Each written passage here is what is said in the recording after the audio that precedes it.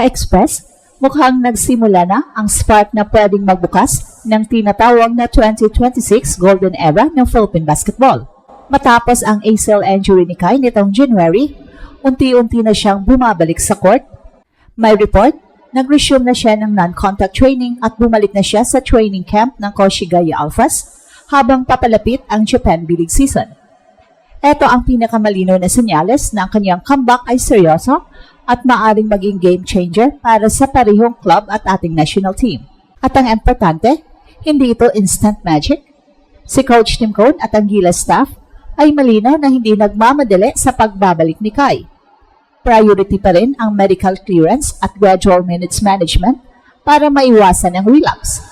Kahit optimistic ang timeline, by mid-October bilang isang realistic window sa club level, sinasabi ng Gilas coaching staff na ang long-term availability ni Kai para sa Gilas ay nakadepende sa kung paano tutugon ang katawan niya sa live games. So ano ang ibig sabihin ito para sa Gilas? Well, kung makabalik si Kai at makakuha ng sapat na minutes sa kanyang club bago ang major windows, magbubukas ito ng rare size advantage para sa Gilas, lalo na kapag pinagsama sa iba pang malalakas na big sa pool. Sa katunayan, kamakailan lang inaprubahan ang eligibility ni Kenton Malyora Brown na nagdagdag ng isang 6'10 local option para sa frontcourt rotation. Kasama ni AJ Edu, nagkakaroon ng Gilas ng seryosong anterior depth na pwedeng gawing mismong triple towers. Ang presensya ni Kai, QMB at AJ ay magbibigay ng rim protection, offensive post options at superior rebounding, bagay na maaring mag-transform ng defensive identity ng Gilas at mag-open ng spacing para sa perimeter scorers. Gayunpaman, ang tunay na pagsubok ay minutes distribution at mobility. Kailangan ng coach na ma-manage ang minutes ng bawat big at develop ang komunikasyon para hindi maging vulnerable ang team sa mabilis at switchy lineup sa Asia. Well, bottom line, may dahilan para maging excited ang bansa. Kai Soto bumabalik na sa training at si QMB cleared na magsuot ng Gilas jersey at si AJ patuloy ang contribution sa international windows. Kung gagawin ng maayos ang load management at may sabat na club minutes si Kai bago ang 2026 schedule, pwede talagang mag-ignite ang isang golden era para sa Pilipinas. Pero tandaan natin Ka-Express, bilang malaking asset ito, ang pinakamahalaga ay ang kalusugan at chemistry. Well, muling umingay ang buong basketball world. Kai is officially back on track matapos ang mahigit 9 na buwang recovery mula sa kanyang ACL injury nitong January. Kumpirmado, nakabalik na si Kai sa Koshigaya Alphas training camp sa Japan B-League. At ayon sa mga ulat mula sa team insiders at mismong Gilas staff, nagsimula na ang kanyang non-contact drills at shooting workouts, senyales na ang kanyang kondisyon ay nasa tamang direksyon para sa mid-October comeback, target na petsa ng kanyang unang game back sa Japan. At ayon kay Coach Tim, Kai's getting there. He has worked really hard to get healthy and we're not rushing him. Pinatunayan ni Coach Tim na ang priority ngayon ay ang long-term health ni Kai, hindi instant heroics. Pero kung titingnan mo ang overall timing, ang kanyang pagbabalik sa October, kasabay ng paglatag ng bagong Gilas score, malinaw na may hinahandang bigger picture, isang bagong yugto ng dominance para sa Pilipinas sa 2026.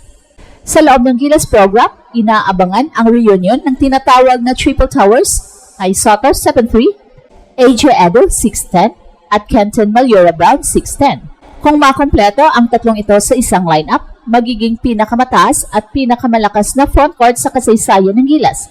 Sa QMB ay bagong cleared ng FIBA bilang local player, samantalang si AJ ay fully recovered mula sa kanyang knee issues at naglalaro na ng steady minutes sa national pool.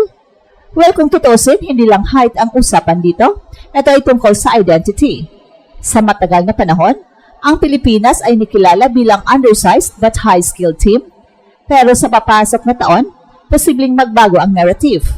Si Kai ang magiging centerpiece ng bagong era, isang Pinoy na may NBA potential, may global experience at ngayon ay nag-mature bilang leader. Ang kanyang presence ay magpapalakas ng depensa, rim protection at offensive versatility ng Gilas. Sa Japan, ang comeback ni Kai ay titingnan din bilang major storyline ng Japan B-League season Ang Koshigaya Alphas ay isa sa mga paboritong dark horses ngayong taon, lalo na kung maibalik nila ang dominating ring presence ni Kai. Kung tuloy ang plano, inaasang maglalaro siya sa isa sa 3 home games ng Koshigaya Alphas sa October 15, 18 o 19, depende sa final clearance mula sa team doctors at league schedule. Ang pagbabalik na ito ay hindi lang personal milestone, ito ay simbolo ng bagong simula para sa Gilas. Sa bawat balik ni Kai sa court, muling nabubuhay ang pag-asa ng mga fans na posibleng makamit ng bansa ang pinakamalaking basketball run sa modern history.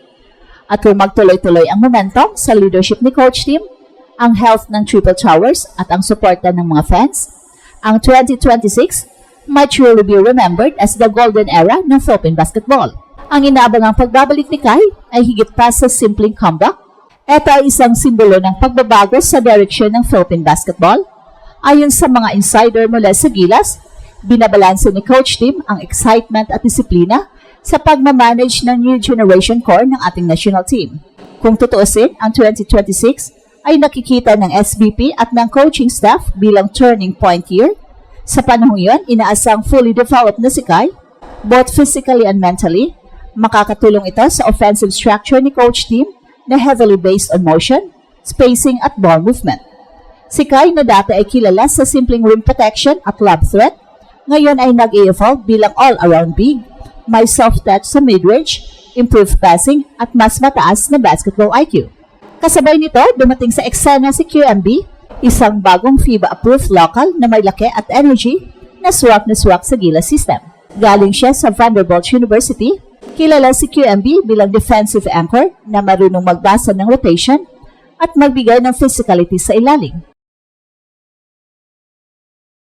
Sa kanya, may panibagong kalaban ang Oceania na hindi lang basta scorer kundi rebounder, hustler at communicator. At syempre hindi rin mawawala sa AJ, ang tahimik pero matatag na pader sa ilalim. Sa kanyang posisyon bilang stretch big, si AJ ay nagiging perfect complement kay Kai, kaya't lumalabas ang Triple Towers concept bilang tunay na sandata.